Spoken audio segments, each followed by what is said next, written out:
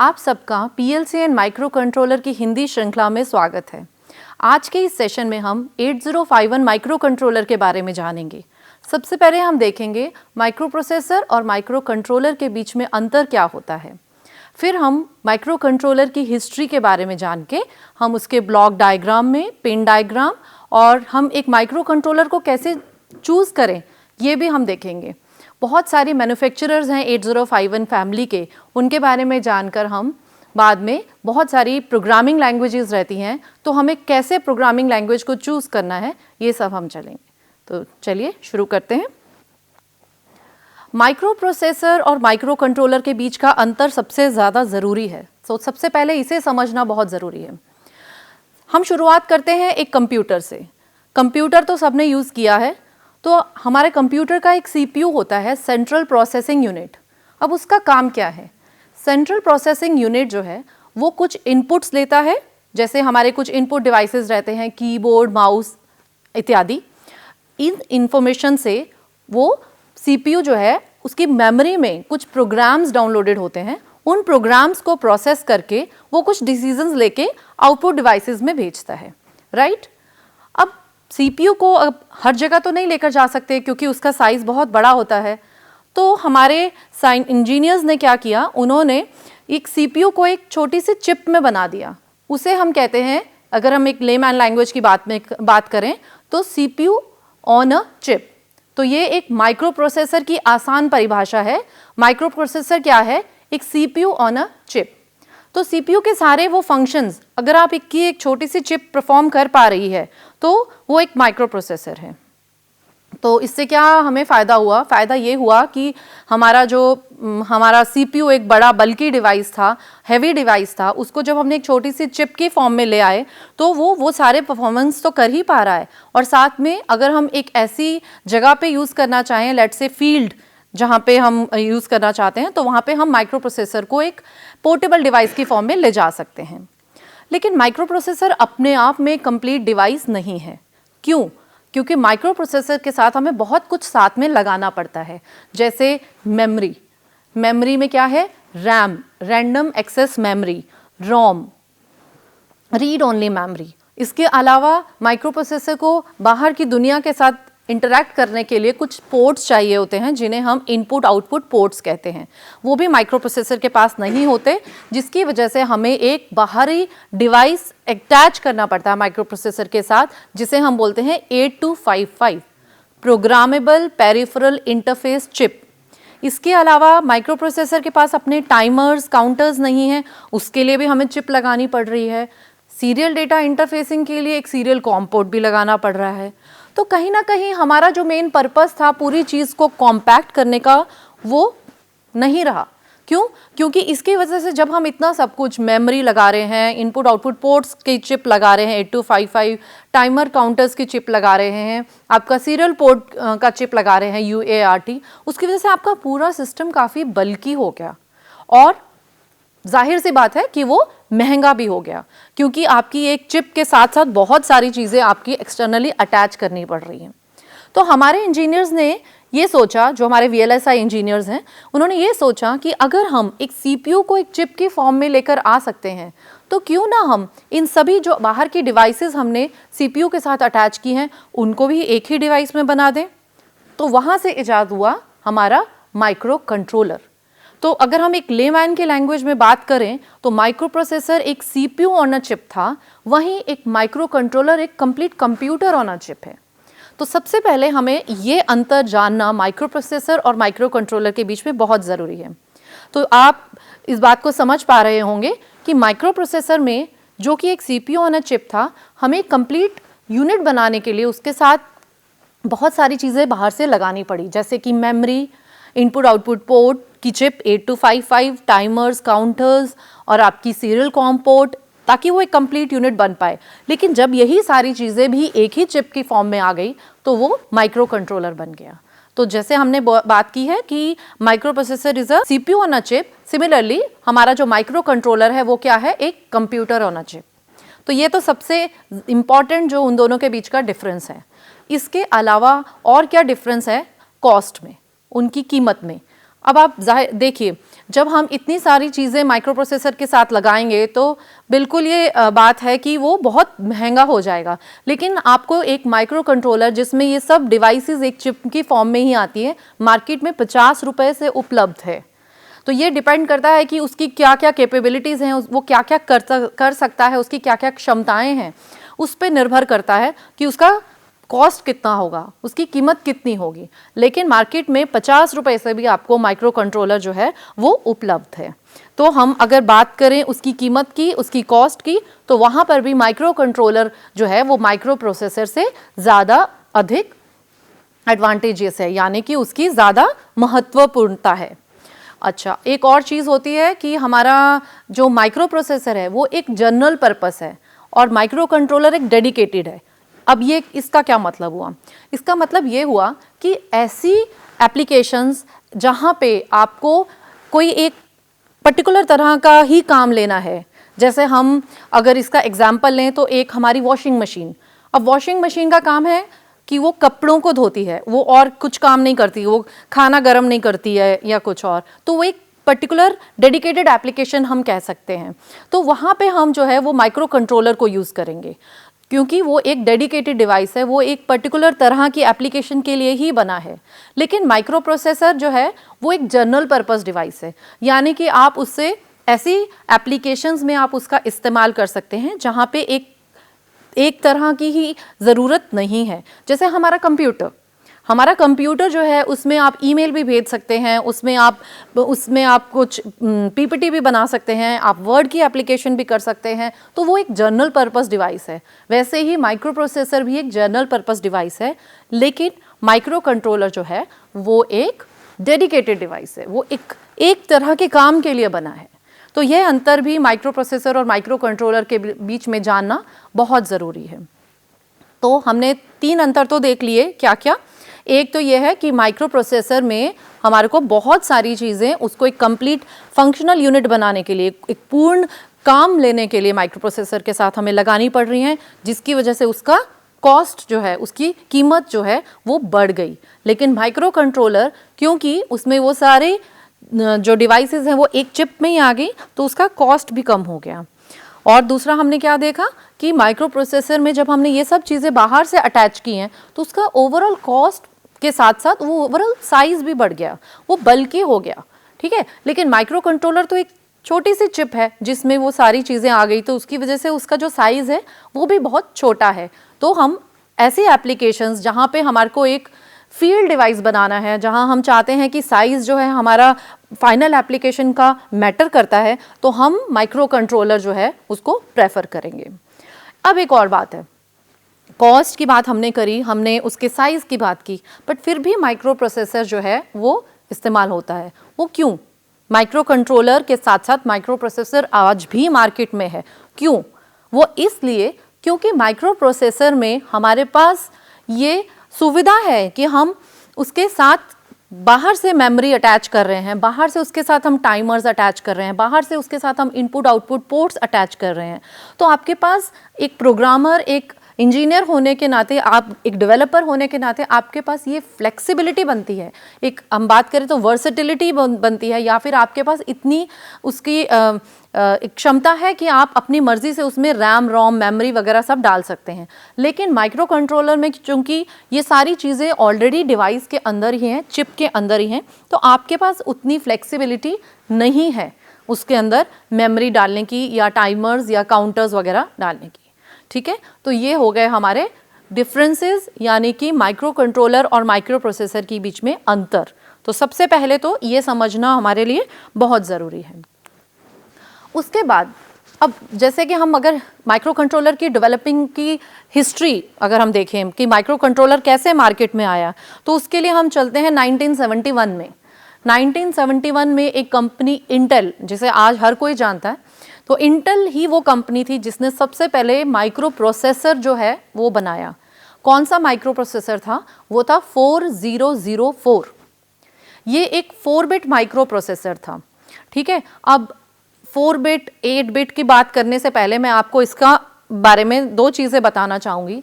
चाहे हम वो एक कंप्यूटर की बात करें, चाहे वो हम एक माइक्रो प्रोसेसर की बात करें, चाहे वो हम एक माइक्रो कंट्रोलर की बात करें, तो उसमें दो चीज़ें जानना बहुत ज़रूरी है। वो क्या? इसमें दो तरह की बसेस होती हैं जो बहुत इम्पॉर्टेंट हैं। उनमें सबसे पहली बस जो है वो है डेटा बस। डेटा बस क्या होता है? डेटा बस का मतलब है कि वो कितने बिट्स एट अ टाइम ले सकता है। ठीक है, तो जैसे मैंने आपसे क्या कहा, 1971 में इंटेल ने 4 बिट माइक्रो प्रोसेसर बनाया था जो कि 4004 था। 4 बिट का मतलब क्या है कि उसकी जो डेटा बस का साइज है वो 4 बिट्स है। अब इसका इंपॉर्टेंस समझिए। 1971 के बाद जो नेक्स्ट माइक्रो प्रोसेसर बना वो बना 8 बिट, 4 बिट से 8 बिट। उसका मतलब क्या है कि उसका डेटा बस का साइज डबल हो गया। जो कि पहले 4 बिट्स एक टाइम पे प्रोसेस कर सकता था, अब 8085 माइक्रो प्रोसेसर वो 8 बिट्स को एट अ टाइम प्रोसेस कर पा रहा है। तो इसका क्या मतलब है? इससे क्या हुआ? क्यों हम हाई बिट्स की तरफ जा रहे हैं? सिमिलरली 8085 के बाद हमारा 8086 माइक्रो प्रोसेसर आया जो कि एक 16 बिट माइक्रो प्रोसेसर था। उसके बाद हमारे 32 bit micro processors 80186, 80286, 80386, 80486, Pentium pro 32 bit, 64 bit, 128 bits, ऐसे ऐसे करके हमारे जो माइक्रो प्रोसेसर की डेटा बस के साइज हैं वो बढ़ते गए। अब उससे क्या हुआ? जैसे मैंने आपको बताया था 4 बिट और 8 बिट के बारे में, हम एक सिंपल सा एग्जांपल लेते हैं। सपोज जैसे मैं आज इस समय चंडीगढ़ में हूँ और मुझे चंडीगढ़ से दिल्ली जाना है, ठीक है? तो हम क्या कह रहे हैं, लेट्स से 4 लेन्स हैं, दिल्ली और चंडीगढ़ के बीच में 4 लेनिंग है। तो एक टाइम पे कितनी कार्स मूव कर सकती हैं? हर लेन में एक, यानी कि एक टाइम पे कितनी कार्स मूव कर पा रही हैं? 4, ठीक है? लेकिन अगर यही हमारा 4 लेन से 8 लेन हो जाए तो क्या हो जाएगा कि एट अ टाइम हमारी 8 कार्स मूव कर सकेंगी, है ना? क्योंकि वो 8 लेनिंग हो गई तो एट अ टाइम हमारी 8 कार्स मूव कर पा रही हैं। अब उससे एडवांटेज क्या होगा कि अगर मुझे चंडीगढ़ से दिल्ली जाना है और मुझे पहले चंडीगढ़ से दिल्ली पहुंचने में 4 लेनिंग में अगर 4 घंटे लगते थे, तो वहीं अब मेरे को 8 लेन्स में 2 घंटे लगेंगे। टाइम जो है वो रिड्यूस हो गया क्योंकि हमारी number of cars at a time जो है वो ज़्यादा जा सकती है। सिमिलरली इसी एनालॉगी को अगर हम माइक्रो प्रोसेसर या माइक्रो कंट्रोलर में देखें तो क्या हो रहा है कि जहां एक 4 बिट माइक्रो प्रोसेसर था 4004, वो एक साइकिल में कितनी बिट्स को प्रोसेस कर पा रहा था? 4। लेकिन वही जब हमारा एडवांसमेंट हुई 8 बिट माइक्रो प्रोसेसर 8085, तो एक टाइम पे कितनी बिट्स को प्रोसेस कर पा रहा है? 8।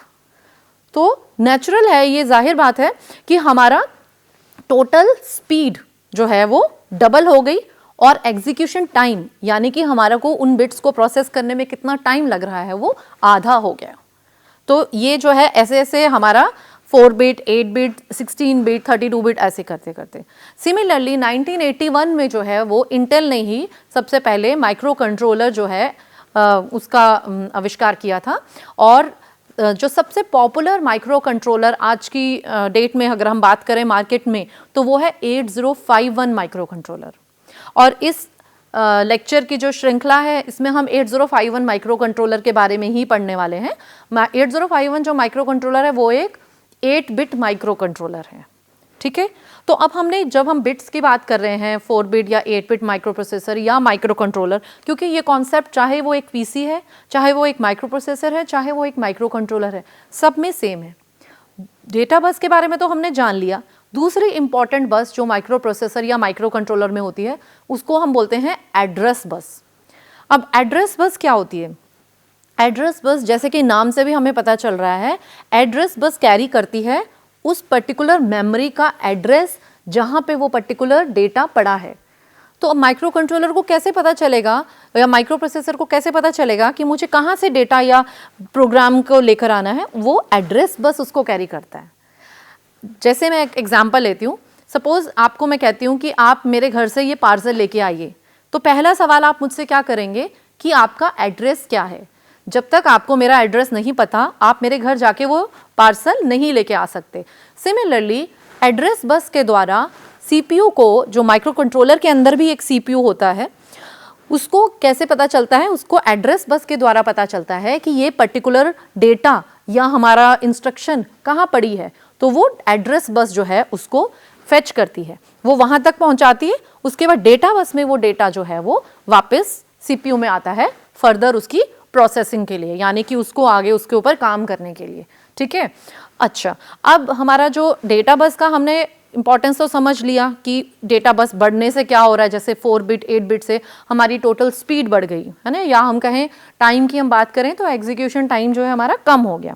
सिमिलरली हमारा एड्रेस बस का क्या एडवांटेज है, या फिर एड्रेस बस क्या करता है वो तो जान लिया, लेकिन अगर हम बात करें 8051 माइक्रो कंट्रोलर जो हम पढ़ने वाले हैं, तो उसकी जो एड्रेस बस है वो जैसे 8 बिट उसका डेटा बस था, तो 16 बिट्स की उसकी एड्रेस बस है। तो अब आप पूछिए कि हम क्या फ़र्क पड़ रहा है हमें एड्रेस बस 16 बिट हो या 20 बिट्स हो। उसके लिए आपको एक फॉर्मूला जो है वो रिमेंबर याद रखना है, वो है 2n।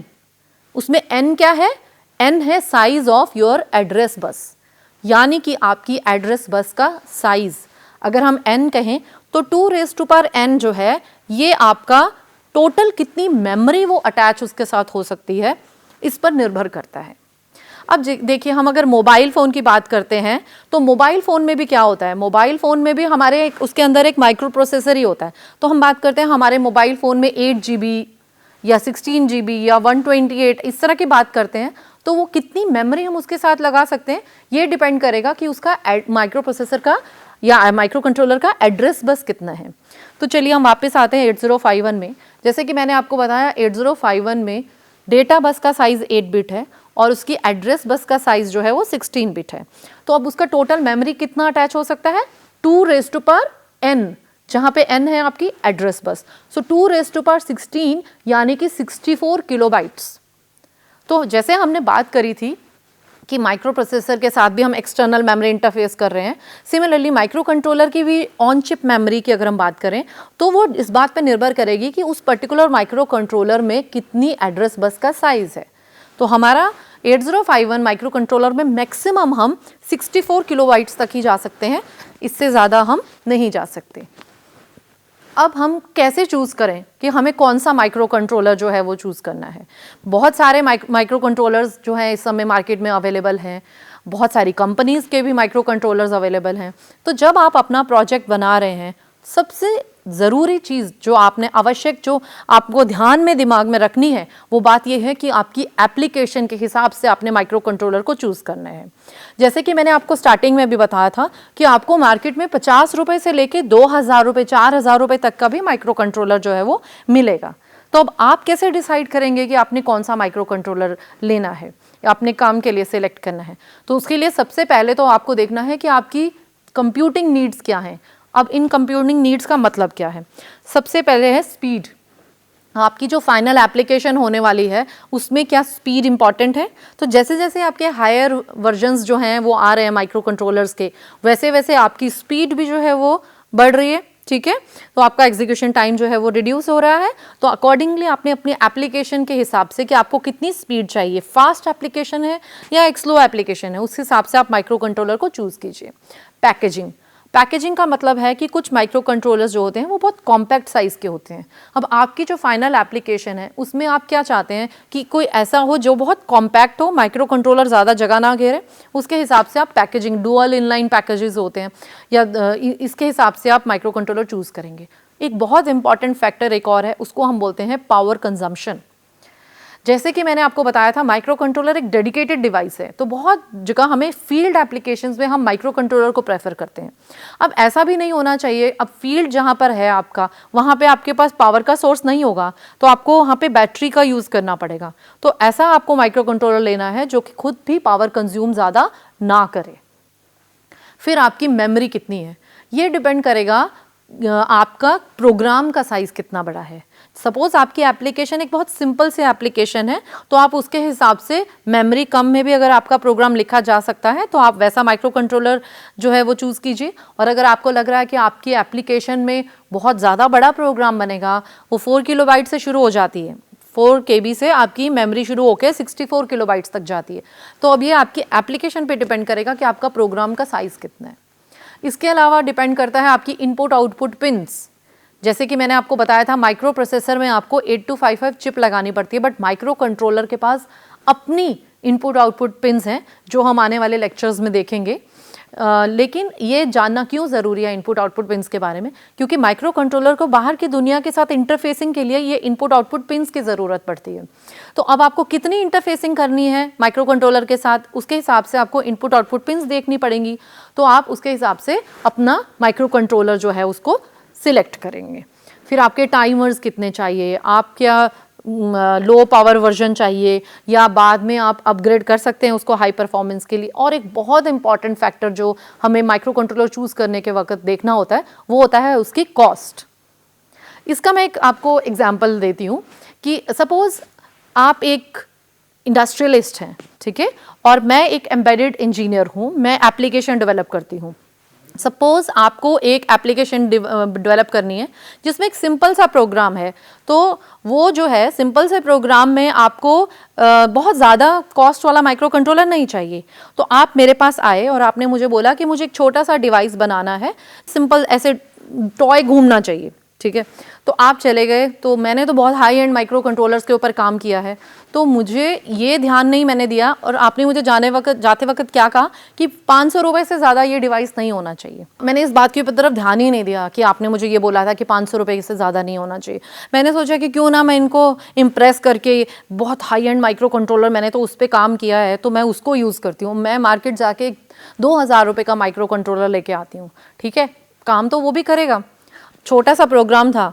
तो आप एक हफ्ते के बाद जब आते हैं, मैं आपको वो टॉय बना के दिखा दिया, लेकिन आप मेरे को पूछते हैं बहुत बढ़िया, मुझे अब ये 1 लाख यूनिट्स बनाने हैं तो 500 रुपये के हिसाब से मैं इतने रुपए दूंगी। तो मैं आपको ये बोलती हूँ कि नहीं 500 रुपये कैसे, मेरा तो माइक्रो कंट्रोलर ही 2000 रुपये का था। तो अब आप ये देखिए, जो एक इंडस्ट्रियलिस्ट 1 लाख यूनिट्स बना रहा है उसका कितना कॉस्ट का कहाँ से कहाँ चला गया।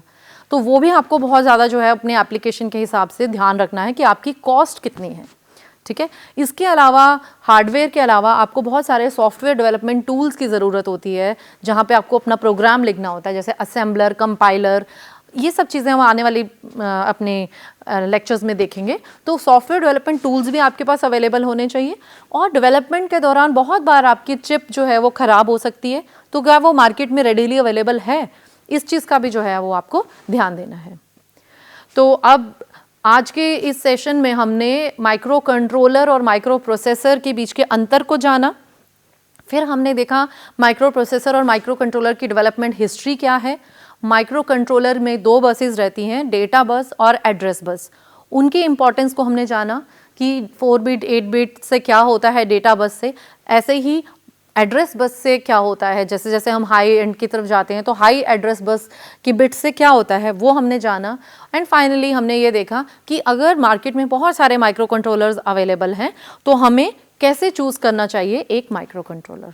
तो ये कुछ कंपनीज़ हैं जो, ऐसे तो बहुत सारी कंपनीज इस समय अवेलेबल हैं, बट इंटेल के बाद में एटमेल, फिलिप्स, सिमेंस, डालास, ये सारी कंपनीज भी मार्केट में उतर आई जो कि 8051 माइक्रो कंट्रोलर बना रहे हैं।